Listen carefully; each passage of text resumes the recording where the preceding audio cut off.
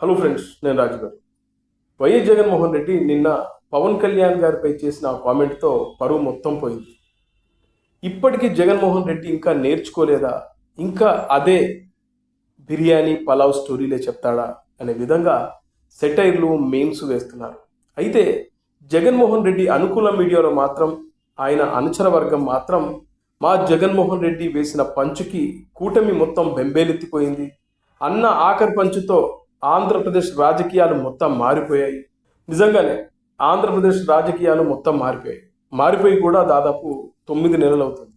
ఇంకా 9 నెలలైనా కూడా జగన్మోహన్ రెడ్డిలో మార్పు రాకపోవడమే ఇక్కడ విచిత్రం. అయితే జగన్మోహన్ రెడ్డికి నేర్చుకునే ఉద్దేశమే లేదు. అణువణువున్న పొగరు, అహంకారం తప్పితే జగన్మోహన్ రెడ్డిలో ఇప్పటి వరకు కూడా పశ్చాత్తాపం కనబడట్లేదు. అరే, నన్ను 11 స్థానాలకు ఈ జనాలు పరిమితం చేశారు, పప్పు బెల్లాలు పంచిపెట్టినా కూడా నాకు దిమ్మ తిరిగి షాక్ ఇచ్చారే ఈ జనాలు, నేను ఇంకా ఏదో చెయ్యాలి అంటే రాష్ట్రాన్ని అభివృద్ధి చేయాలనేది జనాలు కోరుకుంటున్నారు, ఈ పప్పు బెల్లాలు కాదు అనే ఇంకిత జ్ఞానం కూడా జగన్మోహన్ రెడ్డికి లేకపోవడం విచారకరం అంటూ సొంత బ్లూ మీడియానే తుమ్మెత్తిపోస్తుంది. నిన్న పవన్ కళ్యాణ్పై వేసిన సెటైర్లకు కొంతమంది పెయిడ్ బ్యాచ్ మాత్రం జగన్మోహన్ రెడ్డి చేసింది కరెక్టే, జగన్మోహన్ రెడ్డి సూపర్ అంటూ కామెంట్లు చేస్తున్న లోపల మాత్రం వాళ్ళకు ఉంది, మా అన్న ఇంకా మారలేదా, ఇంకా తెలుసుకోలేకపోతే ఎట్లా, పవన్ కళ్యాణ్పై ఇలాంటి దరిద్రమైన విమర్శలు చేసే కదా మనం 11 స్థానాలకు పరిమితం అయిపోయాము, ఇంకా మళ్ళీ అదే పాత పాట అవే డైలాగులు చెప్తా ఉంటే జనాలకు ఇంకా చిర్రెత్తుకు రాదా, ఈసారైనా మనం కనీసం ఒక 50 స్థానాలను గెలుచుకుంటామా లేదా అనే అయోమయంలో కొంతమంది పెయిడ్ ఆర్టిస్టులు ఉన్నారు, కానీ బయటకు చెప్పుకోలేకపోతున్నారు. నిన్న జగన్మోహన్ రెడ్డి ఆయనకు దగ్గరున్న కొంతమంది జర్నలిస్టులను పిలిపించుకొని వాళ్ళతో ప్రెస్ మీట్ పెట్టాడు. ఆ ప్రెస్ మీట్లో కూడా ఆయన మాట్లాడింది ఏంటి, అదే పాత పలావ్ బిర్యానీ స్టోరీ చెప్పాడు. నేను ఇస్తానన్న పలావును కాదని చంద్రబాబు ఇస్తానన్న బిర్యానీకి జనాలు ఓట్లేశారు, ఆఖరికి చంద్రబాబు పెట్టే బిర్యానీ లేదు, నేను ఇస్తానన్న పలావ్ లేదు అని మళ్ళీ అదే పాత ఈ స్టోరీనే చెప్పుకుంటూ వస్తున్నాడు. ఇదే డైలాగ్ మళ్ళీ కంటిన్యూ చేస్తున్నారు. ఎవరో ఈ ఇంజెక్షన్ గట్టిగానే కూర్చుంటారు ఈ పలావ్ బిర్యానీ స్టోరీ. అందుకే జగన్మోహన్ రెడ్డికి పలావ్ బిర్యానీ స్టోరీ తప్ప ఇంకేం తెలియదంటూ ఇదే వైఎస్ఆర్సీపీకి సంబంధించి బ్లూ మీడియాకి సంబంధించిన ఓ మీడియా ఛానల్ అన్న ఇంకెన్ని రోజులు ఈ పలావ్ బిర్యానీ స్టోరీలు అంటూ కథనాలు కూడా వేశాయంటే జగన్మోహన్ రెడ్డి పరిస్థితి ఏదో అర్థం చేసుకోండి. జగన్మోహన్ రెడ్డికి మాట్లాడడం రాదు. ప్రత్యర్థులు అంటుంటారే ఆయన ఎన్ని రాజారెడ్డి స్టైల్ ఆఫ్ రాజకీయాలు తప్ప ఇంకేముండవు అంటే పగా ప్రతీకారాలు. నిజంగానే జగన్మోహన్ రెడ్డి పదే పవన్ కళ్యాణ్ ఎందుకు పగబడుతున్నాడు, ఆయనపై అంత ఎందుకు అక్కసో నాకు అర్థం కాదు, కానీ ఇది జగన్మోహన్ రెడ్డికి మైనస్ అవుతుందన్న విషయాన్ని ఆయన ఇప్పటికి కూడా అర్థం చేసుకోకపోతే ఎట్లా. జగన్మోహన్ రెడ్డి గారు ఇప్పటికే 9 నెలలైంది. మిమ్మల్ని ఎమ్మెల్యేగా పులివెందల ప్రజలు ఎన్నుకొని అసెంబ్లీకి పంపిస్తే మీరు అసెంబ్లీకి వెళ్లకుండా స్కూలు పిల్లల్లా స్కూల్కు డుమ్మాలు కొడుతున్నట్లు మీరు ఎక్కడో కూర్చొని ప్రెస్ మీట్లు పెట్టడం ఏంటయ్యా, అక్కడికి వెళ్ళి మాట్లాడండి.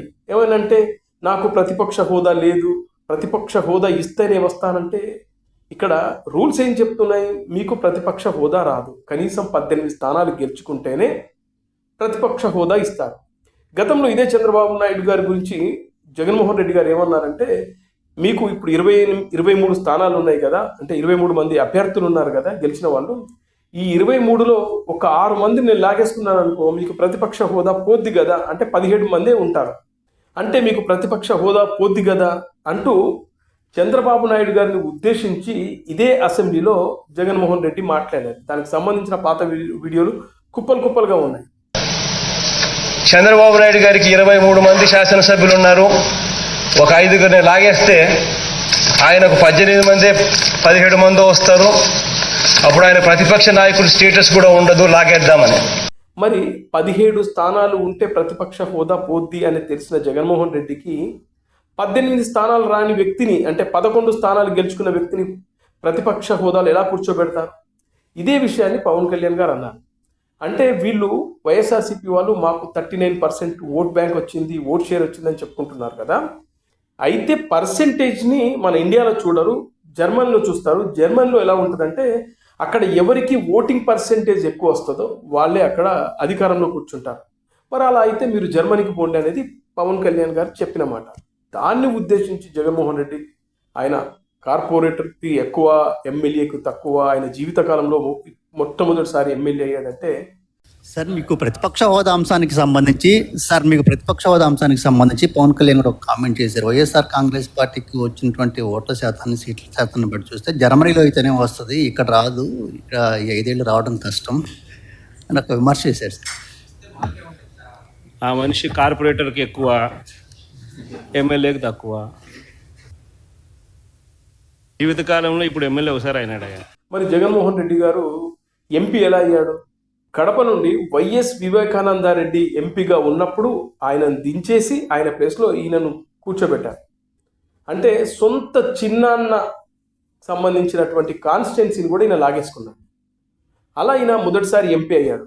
అంటే ఎలా అయ్యాడు? వైఎస్ రాజశేఖర రెడ్డి కొడుకుగా ఎంపీ అయ్యాడు. కానీ ఏదో ఈయన సినిమా ఇండస్ట్రీ నుంచి వచ్చో, లేకుంటే ఏదైనా బిజినెస్ ఇండస్ట్రీ నుంచి వచ్చో సొంతంగా పార్టీ పెట్టి, ఏ రాజకీయ అండదండ లేకుండా పార్టీ పెట్టి ఎదిగాడా? అలా ఎదుగుతుంది పవన్ కళ్యాణ్ మాత్రమే. పవన్ కళ్యాణ్ సినిమా ఇండస్ట్రీకి సంబంధించిన వ్యక్తి.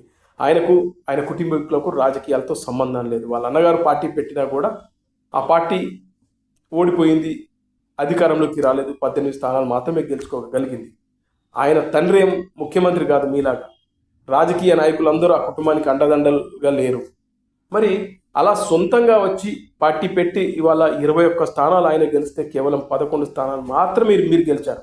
ఇక మీ భాషలో చెప్పాలంటే 11 స్థానాలు గెలుచుకున్న మీరు గొప్ప, 21 స్థానాలు గెలుచుకొని దేశంలోనే 100% స్ట్రైక్ రేట్ సాధించిన ఏకైక పార్టీగా జనసేన పేరు నమోదు చేసుకుంది.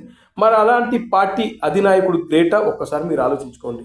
ఇంకా మరో రకంగా మీరేసిన సెటైరికల్గా చెప్పాలంటే పవన్ కళ్యాణ్ కార్పొరేటర్కి ఎక్కువ, ఎమ్మెల్యేకి తక్కువగా అన్నారు కాబట్టి 11 స్థానాలు గెలుచుకున్న మీరు వార్డు మెంబర్కు ఎక్కువ, కార్పొరేటర్కు తక్కువ.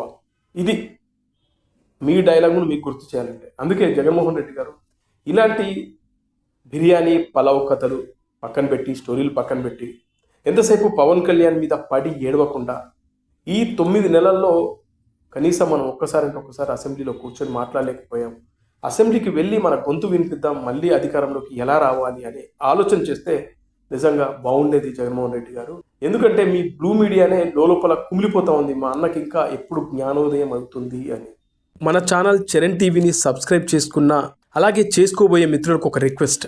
ఒకవేళ బెల్ ఐకాన్ ప్రెస్ చేయకపోతే ప్రెస్ చేసి ఆల్ అనే ఆప్షన్ పెట్టుకోవాలని కోరుకుంటున్నాను. అలాగే ఎవరైనా సబ్స్క్రైబ్ చేసుకోకపోతే చేసుకోండి, మన వాయిస్ని ఇంకా బలంగా వినిపిద్దాం.